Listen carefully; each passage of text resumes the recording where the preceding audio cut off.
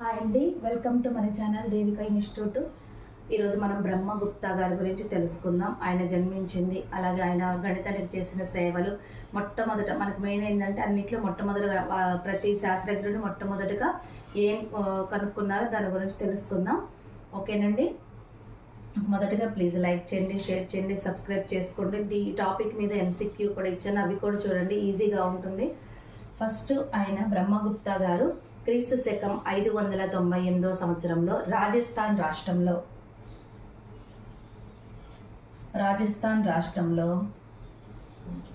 బిల్మల్ అనే ప్రాంతంలో జన్మించారు. బిల్మల్ ప్రాంతంలో తండ్రి జిష్ణుగుప్త. బిల్మల్ అనే ప్రాంతం నుంచి రావటం వల్ల ఈయనకి బిలామలాచార్య అని పిలిచేవారు. క్రీస్తు శకం 598లో రాజస్థాన్ రాష్ట్రంలో బిల్మల్ అనే ప్రాంతంలో జన్మించారు. తండ్రి జిష్ణుగుప్త. బిల్మల్ అనే ప్రాంతం నుంచి రావటం వల్ల బిలామలాచార్య అని పిలిచారు. మరి ఇక్కడ ఈయన ఎక్కడ వర్క్ చేసేవారంటే మధ్యప్రదేశ్లోని ఉజ్జయినిలో జ్యోతిష్య శాస్త్ర విభాగానికి అధిపతిగా పనిచేశారు.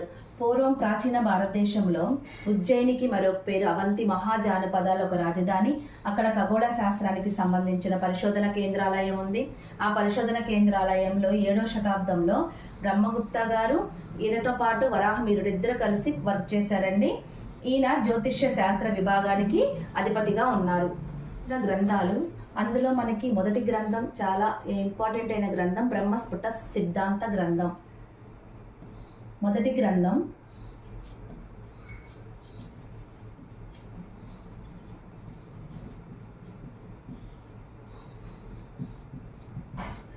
బ్రహ్మస్ఫుట సిద్ధాంత గ్రంథం అనేది సిద్ధాంతాలకు సంబంధించిన విషయాలను వివరిస్తుంది. దీనిలో 21 అధ్యాయాలు ఉన్నాయి. ఇది అరబ్బు భాషలో అనువదించారు. ఆ రోజుల్లో అరబ్ దేశాలు, భారతదేశం ఈ గ్రంథాన్ని వాడేవారు. దీనిలో ఈ 21 అధ్యాయాల్లో 12వ అధ్యాయం, 13వ అధ్యాయంలో గణితం గురించి వివరించబడింది. ఏ రూపములంటే పద్య రూపంలో. బ్రహ్మస్ఫుట సిద్ధాంతం అనేది మొదటి గ్రంథం. 21 అధ్యాయాలున్నాయి. అరబ్బు భాషలో అనువదించబడింది. 21 అధ్యాయాల్లో 12వ అధ్యాయం, 13వ అధ్యాయం గణితం గురించి పద్య రూపంలో వివరించబడింది. ఈ బ్రహ్మస్ఫుట సిద్ధాంతంలో ఏమేమి ఉన్నాయంటే భిన్నాలు, పూర్ణ సంఖ్యలు,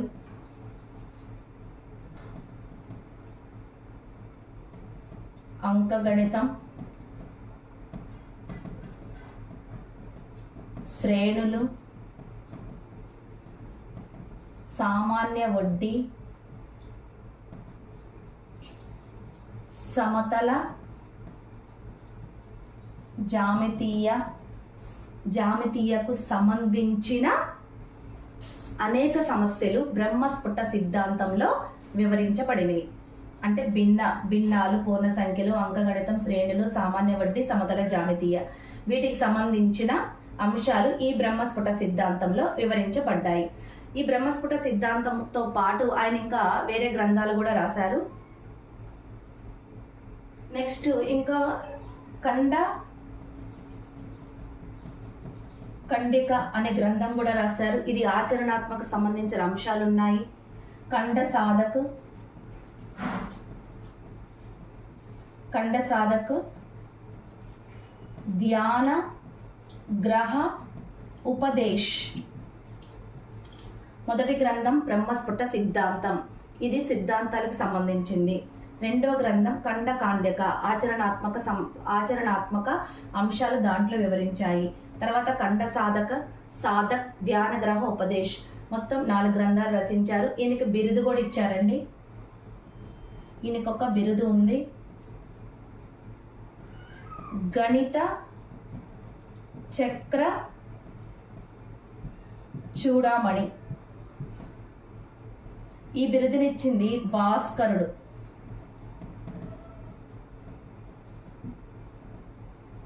గణిత చక్ర చూడమని బిరుదు ఎవరికి ఉందండి? బ్రహ్మగుప్త గారికి. ఇచ్చిన వారు భాస్కరుడు. ఈయన సమద్విబాహు త్రిభుజ వైశాల్యాన్ని ఆ ఫార్ములాని ఈయన తప్పుగా చెప్పారండి. సమద్విబాహు త్రిభుజ వైశాల్యం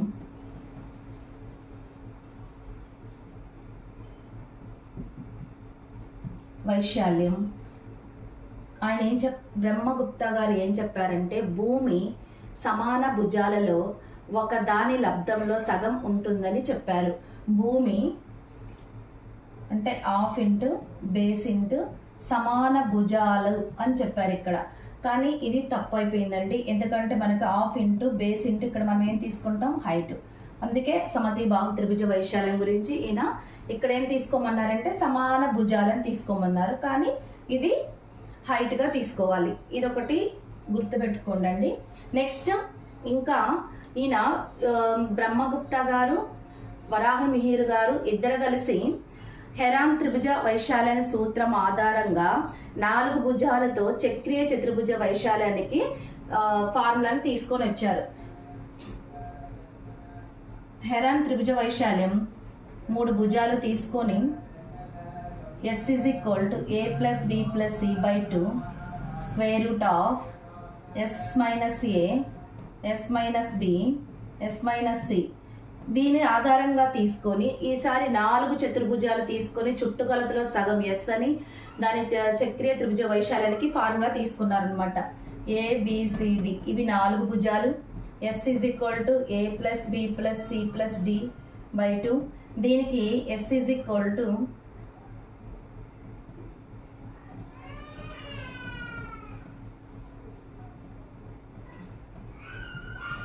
ఈ చక్రీయ చతుర్భుజ వైశాల్యం కనుక్కోవడానికి మాత్రమే ఇది వర్తిస్తుందని బ్రహ్మగుప్త గారు వివరించారు. చక్రీయ చతుర్భుజం అంటే 4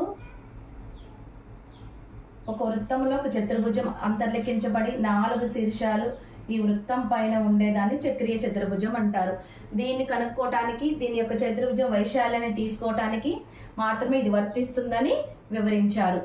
విషయాలు ప్రతి శాస్త్రజ్ఞుడు మొట్టమొదటి విషయాలు ఉంటాయి కదా, అవి మనకి ఈజీగా గుర్తుపెట్టుకోవటానికి మొట్టమొదటి విషయాల్లో ఈయన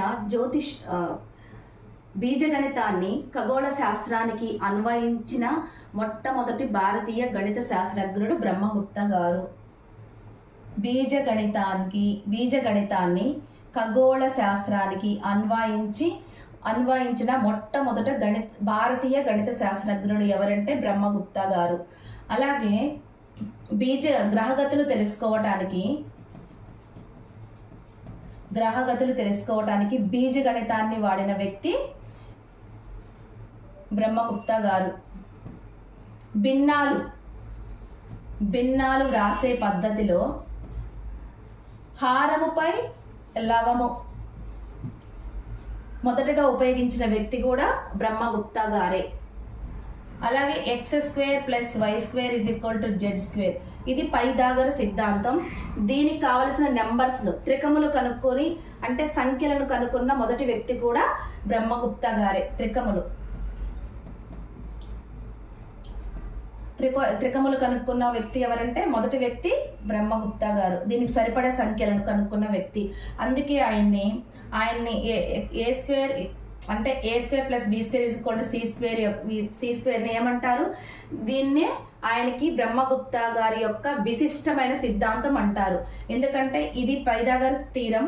కానీ ఈ నెంబర్లకు దీన్ని సాటిస్ఫై చేయడానికి కావలసిన నెంబర్స్లను త్రికములను కనుక్కున్న వ్యక్తి ఎవరంటే మొదటి వ్యక్తి బ్రహ్మగుప్త గారు.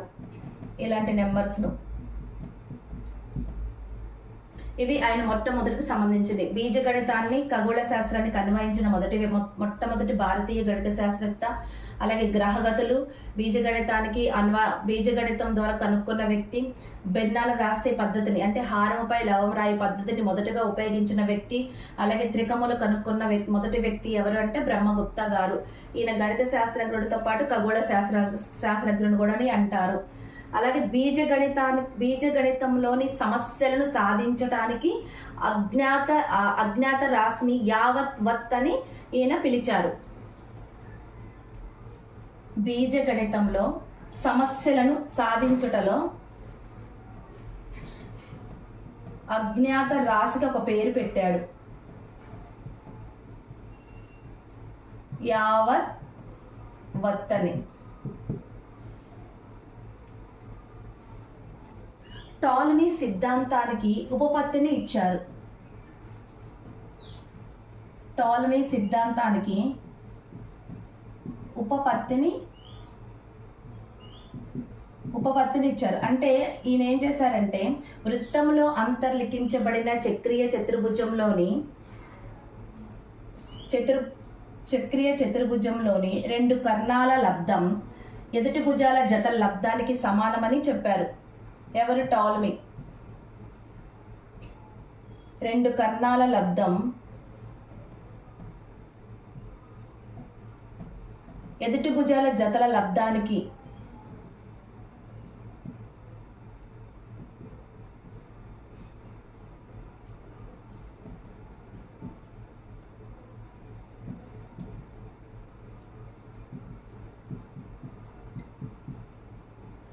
ఏడి. ఇది టాలమీ యొక్క చక్రీయ చతుర్భుజంలోని కర్ణాల గురించి చెప్పిందండి. దీన్ని ఆధారంగా చేసుకొని కర్ణాల పొడవును ఖచ్చితంగా లెక్కించే సూత్రాన్ని వర్గీకరణ చేసి వివరించారు. అంటే విడివిడిగా చెప్పారనమాట. టాలమీ సిద్ధాంతం ఏం చెప్పిందంటే వృత్తంలో అంతర్లిఖించబడిన రెండు కర్ణాల లబ్ధము వాటి ఎదుటి భుజాల జతల లబ్ధాల మొత్తానికి సమానమని ఆయన చెప్పారు. దీని ఆధారంగా చేసుకొని బ్రహ్మగుప్తా గారు కర్ణాల పొడవును లెక్కించే డయాగ్నల్ థీరంను వివరించారు. ఆయన 4 భుజాలు తీసుకున్నారు. ఏబిసిడి అని 4 భుజాలు తీసుకున్నారు. కర్ణాల పొడవును ఎలా అంటే మొదటి కర్ణం కనుక్కోవటానికి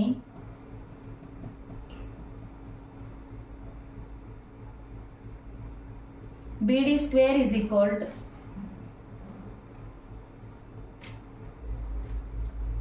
AC plus BD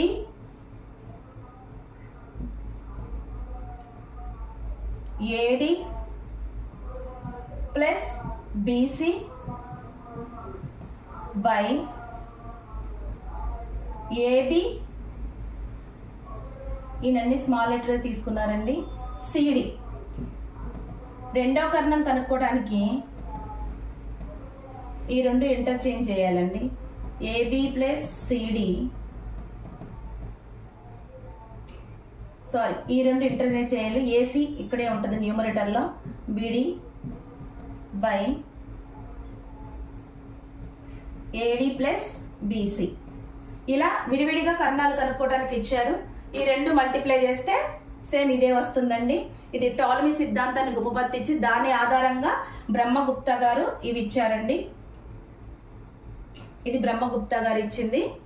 అలాగే దీంతో పాటు ఇదే చక్రీయ చతుర్భుజంలో ఇంకో సిద్ధాంతాన్ని కూడా ఇచ్చారండి. A square B square is equal to C square. A square plus B square is equal to capital letter C square. ఇక్కడ A square plus B square is equal to C square, A square plus B square is equal to capital C square. వీటి భుజాలు ఎలా ఇచ్చారంటే small a capital C, small c capital B, small b capital C, small a capital A. ఇలా తీసుకొని చక్రీయ చతుర్భుజం అవుతుంది. దీని కర్ణాలు ఒకదానికొకటి లంబంగా ఉంటాయని కూడా తెలిపాడు. అంటే 90 degrees ఉంటాయని కూడా తెలిపారు అనమాట. ఇది ఇంకో సిద్ధాంతం. టాలమీ సిద్ధాంతాన్ని ఉపపత్తించాడు. టాలమీ సిద్ధాంతం అంటే రెండు కర్ణాల లబ్ధము ఎదుటి భుజాల జతల లబ్ధాన్ని మొత్తానికి సమానమైతే దాని నుంచి కర్ణాలు విడివిడిగా పొడవు కనుక్కోవడానికి ఇలా చేశారండి వాటి భుజాల ఆధారంగా. అలాగే రెండో సిద్ధాంతం ఏంటిదంటే small a square plus b square is equal to small c square. అంటే పైథాగరస్ సిద్ధాంతం లాగే ఈయన ఈ భుజాలు తీసుకొని ఈ రెండు కర్ణాలు ఇది చక్రీయ చతుర్భుజం అవుతుంది. రెండు కర్ణాలు ఒకదానికొకటి లంబంగా ఉంటాయని తెలిపారు. ఈయన రుణ సంఖ్యలను 0తో మల్టిప్లై చేసిన, ధన సంఖ్యలను 0తో మల్టిప్లై చేసిన, 0ని 0తో మల్టిప్లై చేసిన దాని ఫలితం 0నే వస్తుందని వివరించారు. అలాగే రుణ సంఖ్యలను ధన సంఖ్యలను 0తో తీసివేసిన కలిపిన ఫలితం అనేది ఎలాంటి మార్పు ఉండదని కూడా వివరించారు. అలాగే పట్టక ఘనపరిమాణం వైశాల్యం దాని ఎత్తుల లబ్ధం మొత్తానికి సమానమని వివరించారు. పట్టక లబ్ధము దాని వైశాల్యము ఎత్తుల లబ్ధానికి సమానమని వివరించిన వ్యక్తి ఈయనే. అలాగే ఒక శ్లోకంలో Sn = n+n+1 దీని ఆధారంగా ఈ సూత్రం నుండి sigma n = 1 to n Sn = n×n+1/2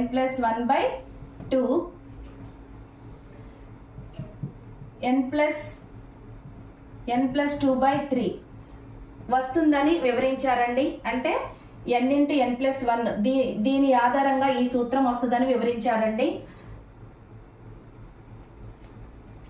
next ఈ వర్గ సమీకరణానికి సాధించడానికి కొన్ని నియమాలు ఇచ్చారండి. ఇప్పుడు మనం ఇది ఇంతవరకే ఇచ్చారు, కానీ దీన్ని ఎలా అంటే ఎక్స్ యొక్క కోఎఫిషియంట్ ఎక్స్ యొక్క గుణకాన్ని సగం చేసి దాన్ని స్క్వేర్ చేసి రెండు వైపులా చేస్తే ఒక పర్ఫెక్ట్ స్క్వేర్ వస్తుంది. దాని నుంచి x² యొక్క వాల్యూస్ తీసుకోవచ్చు అని వివరించారు.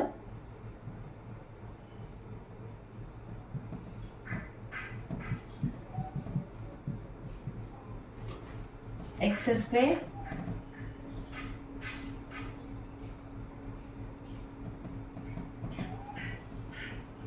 ఈ క్యూని ఇటువైపు వెళ్తే అంటే ఈ p² ని బోత్ సైడ్ యాడ్ చేయాలి. ఇలా తీసుకొచ్చినప్పుడు ఇది పర్ఫెక్ట్ స్క్వేర్ అవుతుంది కదా.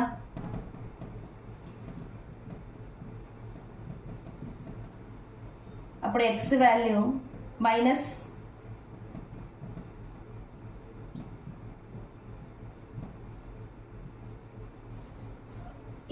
ఇలాంటిది నియమం కూడా ఆయన చెప్పారు. దీని నుంచి శ్రీధరాచార్యుడు గారు క్వాడ్రాటిక్ ఫార్ములా తీసుకొచ్చారు. సో ఇలాంటి వర్గ సమీకరణానికి కొన్ని నియమాలను కూడా ఇచ్చింది కూడా ఆయనేనండి. బీజగణితం వేరు, బీజగణితానికి అంకగణితానికి మధ్య భేదాన్ని గుర్తించారండి. విభిన్న శాఖలు అంటే అంకగణితం బీజగణితం అనేవి సపరేట్ శాఖలని వివరించిన వ్యక్తి కూడా ఈయనేనండి. స్ఫుట సిద్ధాంతంలో 21 అధ్యాయాలు ఉన్నాయి. అరబు భాషలో లిఖించబడింది. 12, 13 అధ్యాయాలు గణితం అనేది పద్య రూపంలో వివరించారు. ఈ బ్రహ్మస్ఫుట సిద్ధాంతంలో ఏమేమి ఉన్నాయంటే భిన్నాలు, పూర్ణ సంఖ్యలు, అంకగణితం, శ్రేణులు, సామాన్య వడ్డీ, సమతల జామితికి సంబంధించిన అనేక సమస్యలు దాంట్లో ఉన్నాయి. అది అంతవరకు అయిపోయింది. అలాగే మొట్టమొదటి విషయాలైతే బీజగణితాన్ని, ఖగోళ శాస్త్రానికి వివరించాడు. తర్వాత గ్రహగతులు కనుక్కోవడానికి బీజగణితాన్ని ఉపయోగించాడు. అలాగే భిన్నాలు రాసే పద్ధతిలో హారంపై లవం రాయట మొట్టమొదటి వ్యక్తి. అలాగే x² + y అంటే పైథాగర సిద్ధాంతానికి పైథాగర త్రికములు కనుక్కున్నాడు కాబట్టి ఆయన్ని ఆ ఈక్వేషన్కి విశిష్టమైన సిద్ధాంతం అని వివరించారు. అంటే a² + b² = c². ఇది బ్రహ్మగుప్తుని యొక్క విశిష్టమైన సిద్ధాంతం అన్నమాట. ఎందుకంటే దీనికి సంబంధించిన త్రికములు కనుక్కున్నాడు కాబట్టి. అలాగే వర్గ సమీకరణానికి నియమాలను ఇచ్చారు. ఇదేనండి, x యొక్క గుణకాన్ని సగం చేసి దాని యొక్క వర్గాన్ని ఇరువైపులా యాడ్ చేస్తే మనకు ఒక స్క్వేర్ వస్తుందని, ఆ తర్వాత xకి విలువ వాల్యూస్ ఉంటాయని అదొకటి వివరించారు. రుణ సంఖ్యలను 0తో మల్టిప్లై చేసిన, ధన సంఖ్యను 0తో మల్టిప్లై చేసిన, 0ని 0తో మల్టిప్లై చేసిన 0 వస్తుందని వివరించారు.